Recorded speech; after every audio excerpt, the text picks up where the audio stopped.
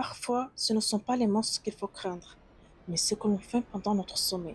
Voici l'histoire vraie de Bakri, un homme respecté, aimé et pourtant lié à la mort de toutes ses épouses. Une histoire aussi troublante qu'inexplicable, jusqu'à qu'un secret enfui dans la nuit soit enfin révélé.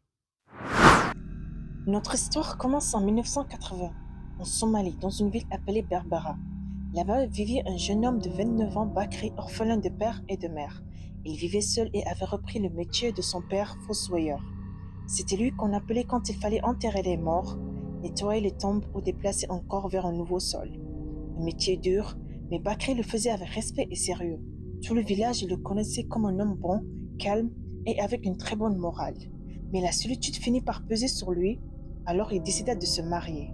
Il épousa une jeune femme appelée Aïcha.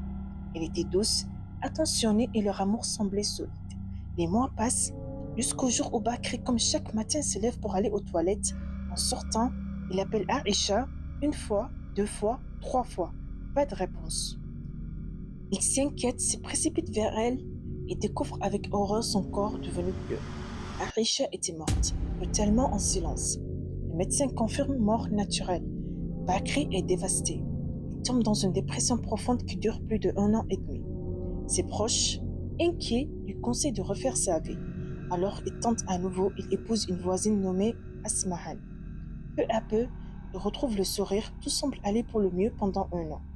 Mais un matin, même scénario, Bakri sort des toilettes, appelle sa femme, aucune réponse. Elle est morte dans son lit, encore une mort naturelle. Cette fois, les rumeurs commencent à circuler dans le village. Ce Bakri porte malheur. Il se replie sur lui-même, isolé, perdu, mais ses amis insistent encore. C'est le destin, pas ta faute, recommence. À contre-cœur, Bakri se marie une troisième fois avec Ahlam, la fille de sa tante. Et là, miracle. 4 années passent sans incendie. Bakri commence enfin à croire à une nouvelle vie. Jusqu'au soir où, en rentrant du travail, il trouve Ahlam sans vie, allongée au lit. La cause, encore une mort naturelle. Cette fois, c'en est trop. Le village entier est convaincu que Bakri porte une malédiction. Il décide alors de tout quitter. Il vend sa maison, abandonne son métier de fossoyeur et part s'installer à Al-Maqdis, loin de tout. Là-bas, il trouve du travail dans une ferme appartenant à un homme riche et respecté, le Hajj Ubaid. Ce dernier, impressionné par son sérieux, lui propose un jour: je veux que tu épouses ma fille. Tu es un homme bien, je te fais confiance. Bakri hésite, raconte son passé, mais le Hajj insiste finalement. Bakri épouse la fille du Hajj, une femme divorcée. Mais, à peine un mois après le mariage, en pleine nuit, des cris éclatent. La jeune femme hurle. Les voisins accourent et l'accusent Bakri d'avoir essayé de l'étrangler dans son sommeil. La police intervient, l'arrête et découvre un détail troublant.